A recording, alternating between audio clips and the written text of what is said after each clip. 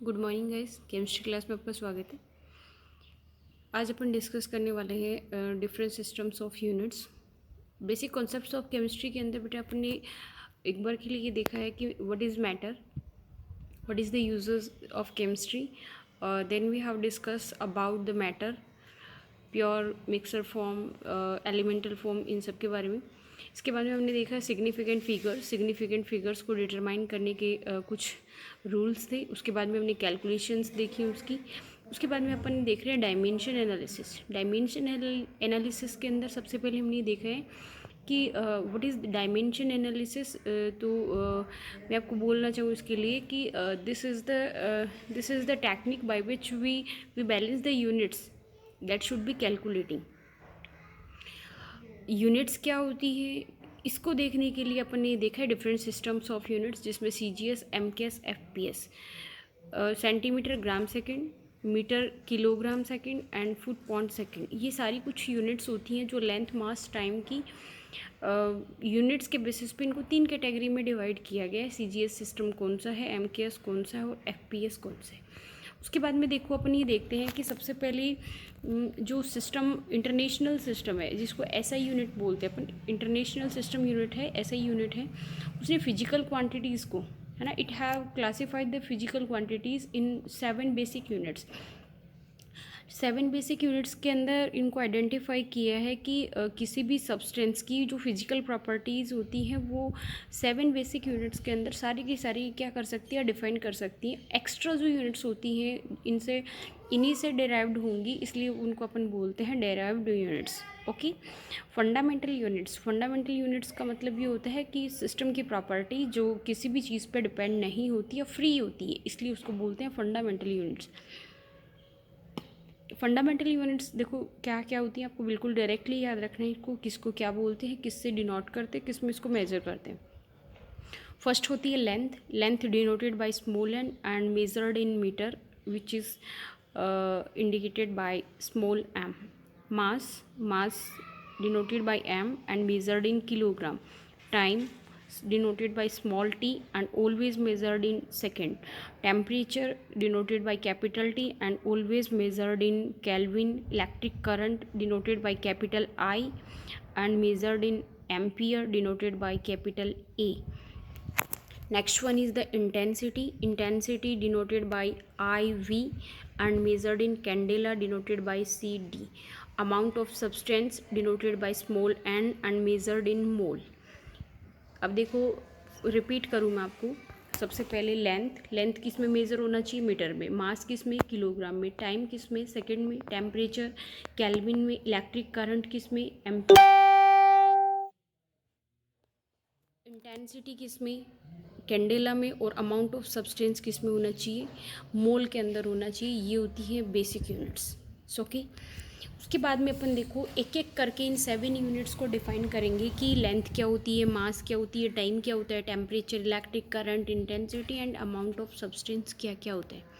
तो देखो सबसे पहला जो बेस है उसके अंदर है units of mass. According to the SI system mass should be measured in kilogram. Okay. 1 kg equal होता है 1000 ग्राम। इसका मतलब होता है कि 1 किलोग्राम के अंदर 1000 ग्राम होता है। वेल नोन है। Okay. 1 gram contains thousands of milligrams. इसका मतलब ये होता है कि 1 किलोग्राम किससे मिलकर बनता है, 1000 ऑफ ग्राम से, और 1 ग्राम मिलकर के बना होता है थाउजेंड्स ऑफ मिलीग्राम से। और इजी तरीके से पढ़ना चाहेंगे तो हम बोल सकते हैं कि कोई भी यूनिट हमको किलोग्राम में दे रखी है, अगर हमसे जो कैलकुलेटिंग डाटा है वो अगर ग्राम में चाहता है तो उस यूनिट को आप कितने से मल्टीप्लाई करोगे, 1000 से। अगर वो ग्राम की बजाय मिलीग्राम में चाहता है तो फिर कितने से मल्टीप्लाई करोगे, 1000 से। अगर आपको केजी से मिलीग्राम में जाना है तो एक बार 1000 से, देन अगेन 1000 से मल्टीप्लाई करोगे। ओके। अगर मिलीग्राम को ग्राम में कन्वर्ट करना है 1000 से डिवाइड करोगे, ग्राम को करना है किलोग्राम में तो 1000 से फिर डिवाइड करना पड़ेगा। ओके, सिंपल बात है। अब देखो मास किसको बोलते हैं, तो कोई भी सब्सटेंस होता है, हमें पता है किसी भी चीज़ का जो वेट होता है, वेट तो नहीं बोल सकते हो आप, मास जो होता है उसके अंदर कितना मैटर है उस चीज़ को हम मास बोलते हैं। लेकिन उसको how can we write this thing, then mass can be defined, mass of a substance is related with the quantity of matter present in the substance, कि किसी भी substance में कितना matter present है, that is mass. okay. weight, मास और wait बिल्कुल अलग अलग चीज़ें होती हैं. वेट का मतलब क्या होता है कि ग्रेविटी के अंदर अगर किसी भी चीज़ को रखते हैं, ग्रेविटेशनल फोर्स की प्रेजेंस में अगर किसी भी चीज़ को रखते हैं, किसी भी सब्सटेंस को रखते हैं, तो उस कंडीशन में मास की जगह पे क्या वर्ड काम में लेते हैं अपन, वेट लेते हैं. तो हम बोल सकते हैं weight is the substance of substance the product of the mass and the gravitational force. यानी मास को जब ग्रेविटेशनल फोर्स के साथ मल्टीप्लाई कर दें तो वो क्या हो जाएगा, वेट हो जाएगा. ध्यान रखना, वेट और मास दोनों में डिफरेंस होता है. मास अकेला मैटर कितना कंटेन कर रहा है, weight matter in presence of gravitational force, that is denoted by small g. If the mass is m and the gravitational force is g, then weight can be denoted by w equals mg. Okay. Next जो term आती है इसके अंदर देखो, हमने क्या first क्या देखा है, मास. मास किसको बोलते हैं, amount of the substance that contains any substance, कि किसी भी सब्सटेंस के अंदर कितना अमाउंट प्रेजेंट है वो उसका क्या होता है, मास. और ग्रेविटेशनल फोर्स की कंडीशन में उसको आप क्या कह सकते हो, वेट कह सकते हो. ओके. होप सो इतना क्लियर हुआ, कॉन्सेप्ट क्लियर. देन आगे बढ़ते हैं. Units of length. According to the SI system, length should be measured in meter. okay. Then the SI unit of length is meter. okay. meter is the length. अब सुनो कि अब तो हमें पता है कि मीटर इतना लेना है, फिर स्टार्टिंग में ये कितना मतलब क्या बेस ले, हम आइडेंटिकल कितनी लेंथ को हम 1 मीटर कहें, तो उसकी जो अथॉरिटी थी वो SI सिस्टम ने दी थी. SI सिस्टम ने कितनी लेंथ को 1 मीटर का है तो उस चीज़ की डेफिनेशन है. ये होता है ना, हम कितनी लेंथ को 1 मीटर कह दें. अगर 1 मीटर बेस हमारे पास आ गया तो हम उस लेंथ को मीटर, सेंटीमीटर, डेसीमीटर, है ना, मिलीमीटर या फिर किलोमीटर, किसी भी यूनिट के अंदर मेज़र कर सकते हैं. तो सबसे पहले जो अथोराइज्ड मीटर की डेफिनेशन है जो SI यूनिट ने दी है, इसको चेंज नहीं करना है, एज इट इज़ वर्ड्स आपको याद रखने. Metre is the length of the path traveled by the light in the vacuum during the interval of 1/299799245 of a second. इसका मतलब ये होता है कि एक सेकेंड के, है ना, एक सेकेंड के लगभग 1/300वां हिस्सा, समझ गए. एक सेकेंड के 1/300वें हिस्से में वैक्यूम के अंदर लाइट जितना फास्टली ट्रैवल्ड होती है उस पाथ को बोल सकते हैं अपन. और भी इजी लैंग्वेज में समझाना चाहूँ तो एक जो सेकेंड होता है उसके 1/300वें हिस्से में लाइट कितनी दूर मूव कर जाए, जब वो लाइट वैक्यूम के अंदर जा रही हो तो उतनी लेंथ को हम क्या कहेंगे, 1 मीटर बोलेंगे. ठीक है, ये बेस है, ये 1 मीटर की डेफिनेशन है. ठीक है. Again I repeat, metre is the length of path travelled by the light in vacuum during a time interval of 1/299792458 of a second. लगभग बोल सकते हो 1/300वें हिस्से के अंदर एक सेकेंड के एक लाइट वैक्यूम में जितना पास आउट होती है उसका जो ट्रेवल्ड पाथ होता है उसकी लेंथ क्या कहलाती है, 1 मीटर होती है. ये 1 मीटर की डेफिनेशन है. देन अगली बेस यूनिट जो है, फंडामेंटल यूनिट, वो क्या है, टाइम. स्टैंडर्ड यूनिट के अकॉर्डिंग टाइम हमेशा किस में मेज़र होना चाहिए, सेकंड के अंदर मेज़र होना चाहिए. तो time should be always measured in second and denoted by s. अब एक सेकंड किसको कहेंगे अपन, अब देखो टाइम किसको कह रहे हैं. तो टाइम की डेफिनेशन सुनना चाहेंगे तो हम बोलेंगे सीजियम जो होता है, सीजियम होता है एल्कली जो ग्रुप्स होती हैं, एस ब्लॉक एलिमेंट्स होती है, फर्स्ट ग्रुप का एलिमेंट है जिसका मास कितना है, 133 ग्राम एटम है.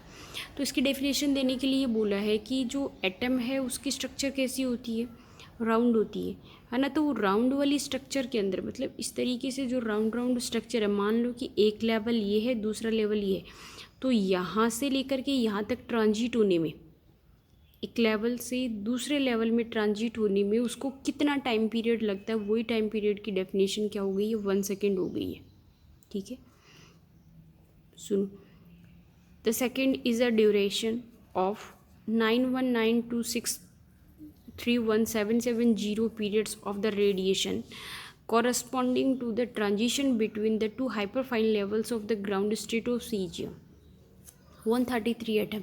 इसका मतलब ये हुआ कि सीजियम जिसका मास 133 ग्राम है, सॉरी 133 एटम्स है या 133 AMU यूनिट्स है, एटॉमिक मास यूनिट है।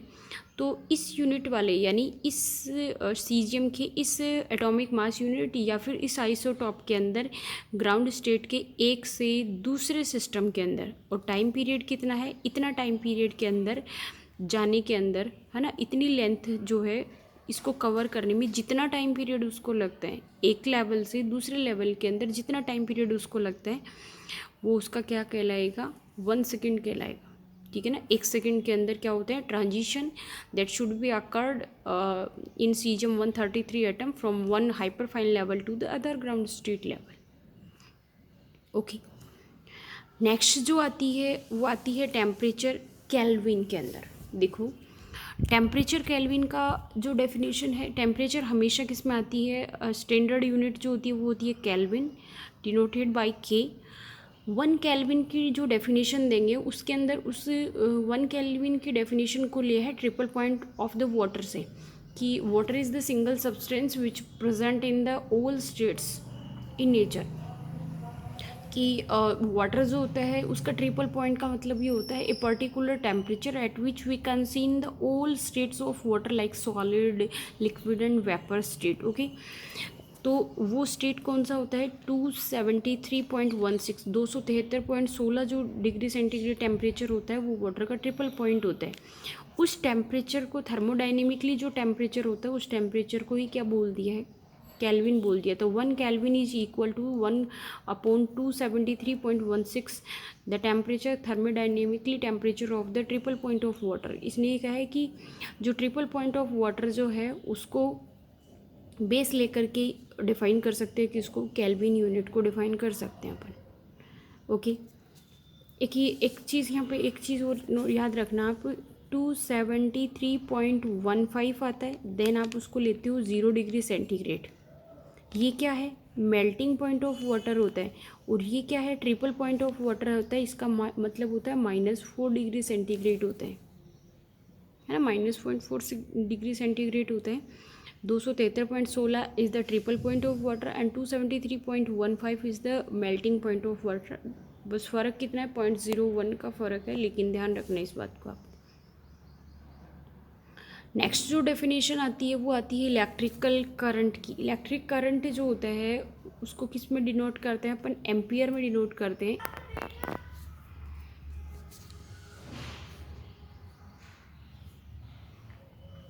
इलेक्ट्रिकल करंट देखेंगे ना तो इलेक्ट्रिकल करंट के अंदर देखो एम्पियर के अंदर मेज़र होना चाहिए।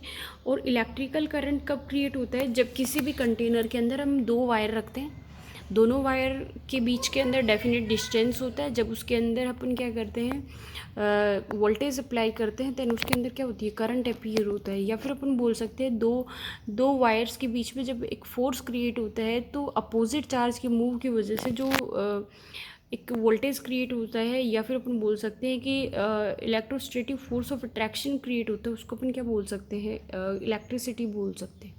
तो उसको डिफाइन करने का तरीका उन्होंने ये लिया कि 2 वायर ले लो, और वायर की जो मोटाई है जिसको क्रॉस सेक्शन एरिया बोलते हैं वो नेग्लिजिबल होनी चाहिए। इसका मतलब होता है वायर बहुत पतले होने चाहिए, उनका खुद का अपना कोई रेजिस्टेंस नहीं होना चाहिए, उनके बीच के अंदर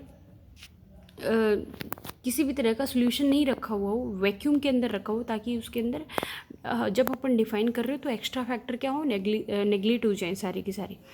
तो इसके अंदर 1 एम्पियर को डिफाइन करना चाहेंगे तो हम बोल सकते हैं ampere is the constant current.